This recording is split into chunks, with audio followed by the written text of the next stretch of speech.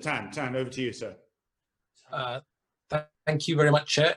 I'd like to also place on record, first of all, my immense gratitude and admiration for our armed forces personnel who, like other key workers in the NHS and beyond, are undertaking life-saving activities in an unprecedented scenario on the front line. And Defence Secretary, if I may, first of all, I'd like to ask a couple of quick questions on testing. Now, given that our armed forces personnel are on the front line, I would like to find out how many of them and our MOD civilian staff have been tested for COVID-19, and how many of them have tested positive, and the stats also for our overseas personnel, please. Okay, 131 have been tested, 80 positive, 41 negative, and 10 with no result as yet recorded. What also happens is when this outbreak happened, personnel not involved in essential tasks were sent home if they wanted to go home, and a vast majority have gone back to their family homes or whatever. So if they're in the UK, they are effectively like you and me, any other citizen, and they will have, if they've gone to hospital or had a test, we won't be informed of that result unless those individuals wish to inform us. We wouldn't normally seek, they would just do self-isolate, do what everybody else would do. So it may be higher, the number of tests, but certainly the defence personnel in that cohort I've given you would have shared the information, or we would have done the test for them and got the information back. On the overseas, I don't think we have had, I can get the issue here, but I don't think we've had any tests done overseas of individuals who have been presenting.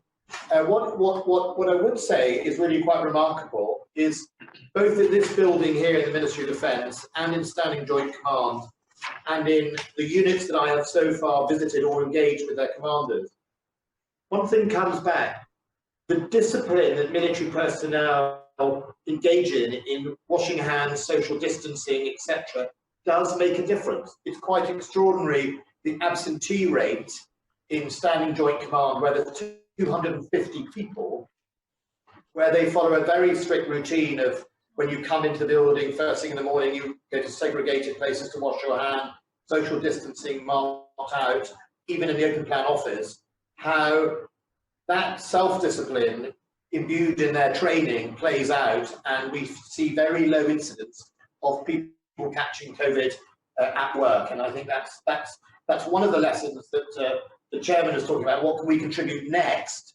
is some of the lessons about how to come out of this. What way can we do that for the workplace? If there's some things overseas, I can definitely write to you as soon as possible, unless I've got it here magically. There's been 2 tests of the Falklands and 1 of the Cyprus, and we've sent an extra medical crew out to the Falklands to make sure that the ICU capability is enhanced. Thank you very much for that very precise answer. Now I'd like to delve into those that are in key positions. So are you routinely testing personnel in key positions, such as, for example, our quick reaction aircraft pilots or the submarine crews? And what also do you think has been the impact on the families of our service personnel? Well, we're not routinely testing at the moment, but we will seek, as the testing capacity increases. I made a direction yesterday that some of that unused capacity, we should be proactive in trying to test as many people in advance. At the moment, we are doing it with isolation.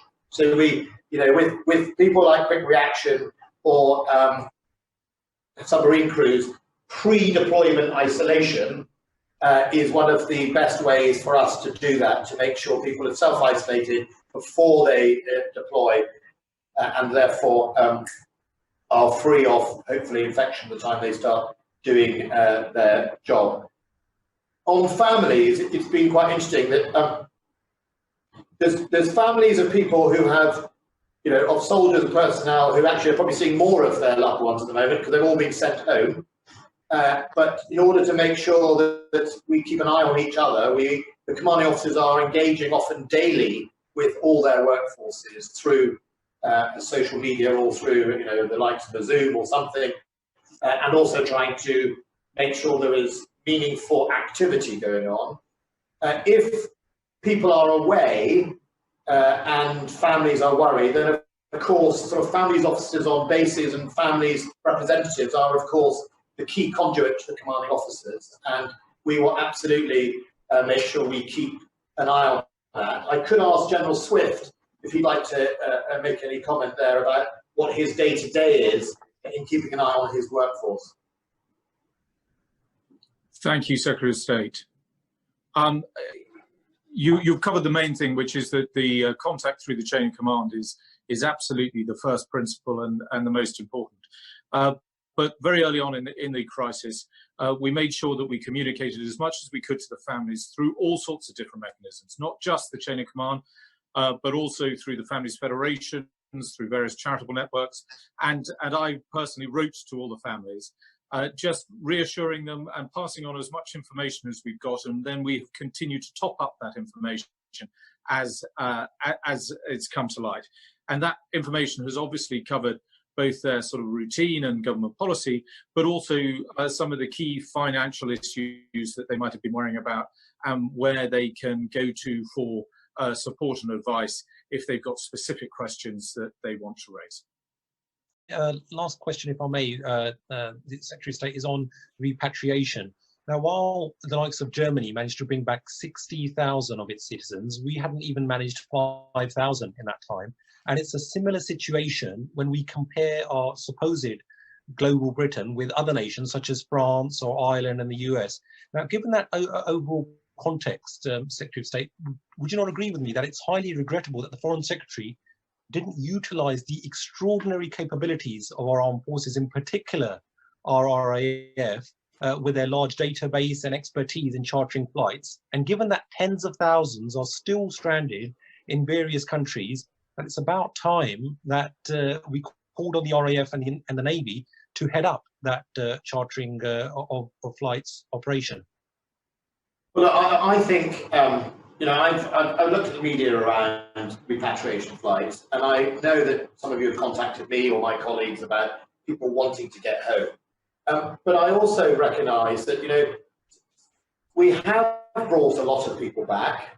We have deployed both military personnel and indeed military capability to help people come back. At the same time, you know, I think, you know, each country definitely does things differently. I think that would be, I'm not going to pretend it isn't any different, but how they do that, and some of the constraints. So early on in China, China would not allow dual nationals on our planes. They would only let British-only passport holders onto planes, and so a lot of Brits who were married to Chinese felt they weren't going to come back, and they weren't going to leave their family. And so I think there are all sorts of factors that affect who comes back, how they come back, how people are dispersed. You know, if they're all on a cruise ship arriving in Cuba, that's a pretty easy lift. You know what I mean? If people are travelling throughout the lengths and breadths of India, for example, not everyone will find it as easy to bring back. So I think the scrutiny of whether we did enough, I think, is for the future.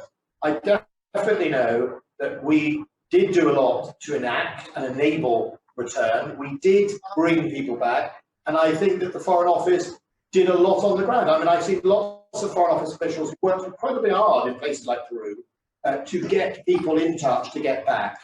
So I think actually the government has lent in, has delivered. I know some people don't think it's good enough, but I think it has been a competent and good use of resources to bring people home. We still stand by, ready to do more, and we will continue to do so if we needed to.